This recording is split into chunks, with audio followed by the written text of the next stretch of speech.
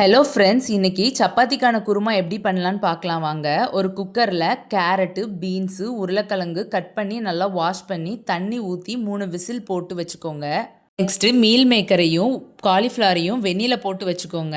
அடுப்பை பற்ற வச்சுட்டு ஒரு கடாயில் எண்ணெய் ஊற்றி கருவேப்பிலை, வெங்காயம், தக்காளி பழம், இஞ்சி பூண்டு பேஸ்ட் போட்டு நல்லா வதக்கி விட்டுக்கோங்க. இது நல்லா வதங்கினதுக்கப்புறமா 1/4 ஸ்பூன் மஞ்சப்பொடி, 2 ஸ்பூன் வத்தப்பொடி போட்டு கலந்து விட்டுக்கோங்க.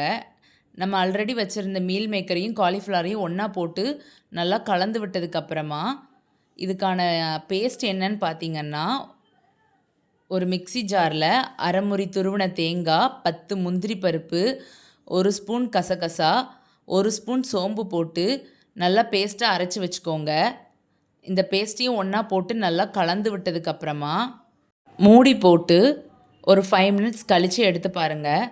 நெக்ஸ்ட்டு நம்ம ஆல்ரெடி வேக வச்சுருந்த காய்கறியையும் ஒன்றா போட்டு நல்லா கலந்து விட்டுக்கோங்க. இதுக்கு மேலே நம்ம கட் பண்ணி வச்சுருக்கிற கேப்சிகமும் மல்லிச்செடியும் தூவி விட்டுக்கோங்க. கேப்சிகம் சீக்கிரத்தில் வெந்துடும், அதனால தான் நான் லாஸ்ட்டாக போடுறேன். மூடி போட்டு எடுத்து பார்த்தீங்கன்னா டேஸ்டியான குருமா ரெடி ஆயிரும். மறக்காமல் லைக் பண்ணுங்கள், சப்ஸ்கிரைப் பண்ணுங்கள். பாய்.